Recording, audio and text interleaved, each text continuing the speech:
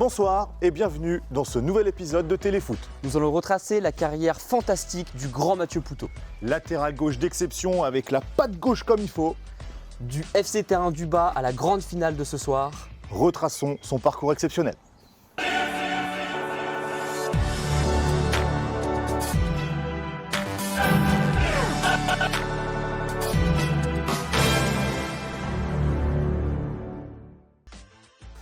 Nous voici ici dans l'antre mythique du FC Terrain du Bas.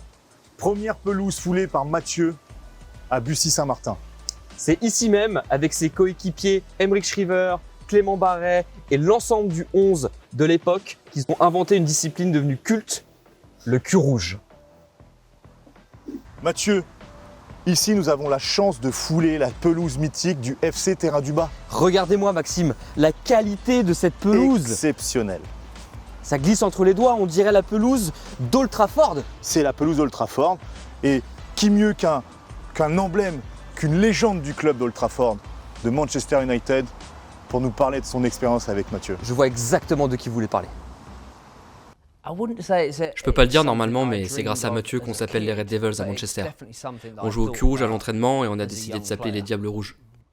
La dernière fois que je l'ai croisé, c'était au JO à Paris avec Astrid, et il venait de m'expliquer qu'il avait couru le 15 km du château de Versailles avec Maxime et Mathieu. C'était génial. Venez découvrir, c'est ici au collège Jacques-Yves Cousteau que moi j'ai rencontré Mathieu Poutot, 6e B, Monsieur Bourgeois, Histoire-Géographie. On rencontre à ce moment-là Clément Barret, Marcel, Sébastien et tous les petits foufous du collège. Mais derrière le collège Jacques-Yves Cousteau, on retrouve le gymnase Jazzy. Je sais que c'est ici, Mathieu, que tu t'es entraîné à enrouler du gauche et à tacler sévèrement tes adversaires. Et qui de mieux pour en parler que Clément Barret? Allons le découvrir. Ouais, ok, donc si on se parle de Mathieu Poutot, en effet, là, on est sur un des terrains sur lesquels on a pu évoluer ensemble, lui et moi, et bien sûr avec d'autres joueurs, mais c'est un des terrains qui le caractérise beaucoup parce que c'est ici qu'il a un peu fait ses gammes. On a Jazzy derrière nous, sur un des terrains sur lesquels il a pu montrer un peu toute sa palette technique. Numéro 3 dans le dos, arrière gauche. Grâce à lui, on a connu de très très bons moments, que ce soit pour le club, notamment avec une montée lors de notre deuxième année, en U13, des tournois. Bon, les tournois, ça ne tournait qu'autour de lui quasiment parce que tous les recruteurs venaient le voir à la fin de chaque match, lui et ses parents. Donc c'était drôle à voir. C'était drôle à voir parce que toi, tu te dis que c'est pour toi, en fait non, c'est pour lui. Le moment le plus marquant pour moi, où je me dis genre, ce mec il est pas normal, il est vraiment surhumain. Il te met une frappe du milieu de terrain en reprise de volée. Enfin c'était... Je pense que c'est peut-être le plus beau but que j'ai vu chez les jeunes avec lui. C'était magique.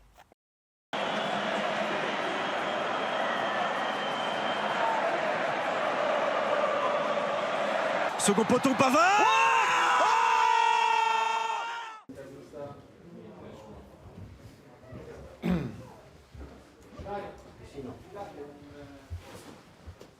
Paul, on vient d'entendre Clément Barret qui était un très grand joueur réunionnais. En parlant de la Réunion, on sait qu'il y a une spécialité culinaire qui plaît énormément à Mathieu. Est-ce que tu peux nous en parler s'il te plaît? Oui, c'est vrai. Mathieu et Astrid d'ailleurs sont absolument fans de rougail saucisse.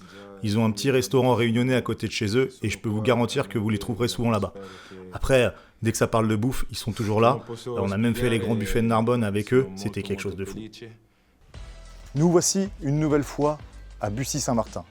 Mais cette fois-ci, dans le lieu même, juste à côté, là où Mathieu a grandi, la maison d'enfance de Mathieu Poutot, lieu hautement sécurisé dans lequel Mathieu a grandi et dans lequel j'ai eu la chance, une fois, d'y passer un week-end où pendant le Covid, tous les trois Covidés avec Ronan, nous avons fait une Covid party autour de la piscine. Moment exceptionnel. Mathieu, c'est fou à quel point il aime mon pays. À chaque fois qu'il vient, toujours il s'amuse et toujours il raconte des choses folles. Le voyage qui me vient à l'esprit, c'est quand il fait le tour de la Croatie en bateau. Il a visité toutes les îles et toutes les îles se souviennent de lui. Il a même fait une après-midi DJ set au milieu de l'eau avec le bateau interdit des Anglais. Mathieu, c'est fou. Il est beau. Quand il est au bar, il ne sait jamais dire non quand on lui propose un shot. Et comme il est toujours généreux, il en ramène toujours pour ses amis. Comme les fois où ils ont croisé Francis de Bastille, le nouveau meilleur ami de Mathieu. et accessoirement empereur de Jvar. En parlant de rencontres, au milieu d'une île en pleine nuit, ils ont retrouvé Sam, enfin Mathieu et Maxou, car Ronan avait décidé de passer sa soirée dans la cale avec son Jaeger. Mais Mathieu ne fait jamais rien comme personne. Il aurait pu revenir avec un souvenir de voyage, mais lui, il a préféré revenir avec le Covid. Comme vous le savez peut-être pas, Mathieu était également un très fin tennisman.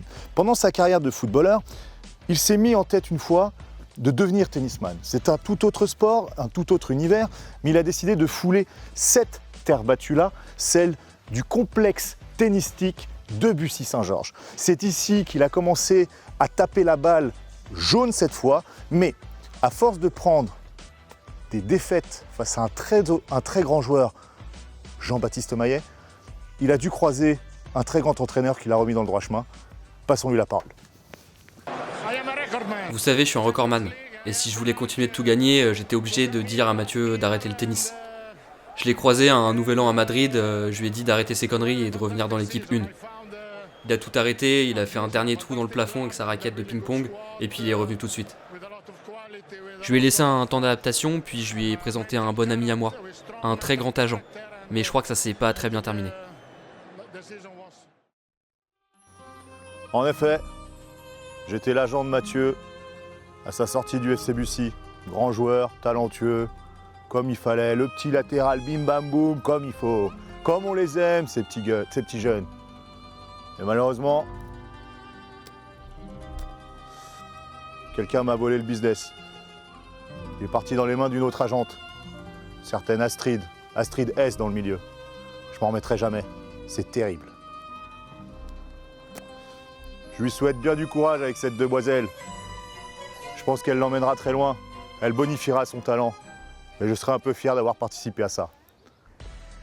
Et on continue notre immersion devant ce magnifique lycée Martin Luther King, puisque oui, j'ai rencontré Mathieu Poutot en 6e, mais il en a rencontré plein d'autres ensuite. L'ensemble de ses témoins ont été ici, l'ensemble de ses amis dans la salle ont été ici, et c'est en seconde qu'on a commencé à boire un peu au vœu du maire, et ça, je laisse le mystère vous révéler la suite. En effet, Mathieu, nous voici au gymnase Maurice Herzog, ici même où se sont passés les vœux du maire. Je laisserai peut-être Jean-Baptiste Maillet nous raconter ce qui s'est passé cette soirée, enfin, s'il est là ce soir. En attendant, ici, c'est le complexe sportif par excellence. Derrière cette enceinte, il y a des terrains de football, chers à Mathieu, mais c'est là, ici, que joue le FC Bussy.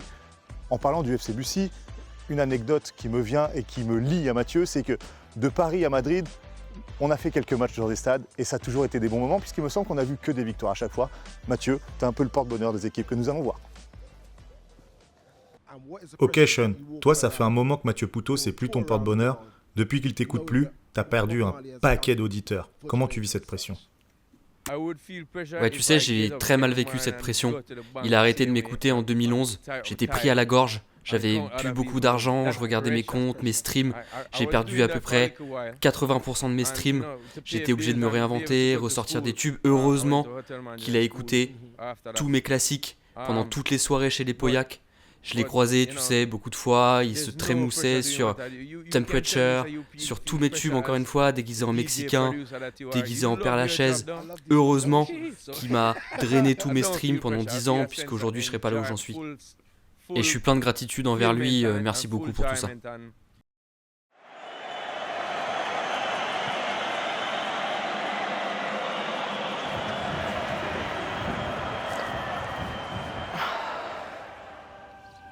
Bon, il faut que je vous parle de Mathieu Poutot quand même, parce que effectivement, je l'ai rencontré grâce à une grande agent du milieu, Astrid S. C'est grâce à elle que j'ai cru comprendre qu'il allait devenir l'homme qu'il est être aujourd'hui.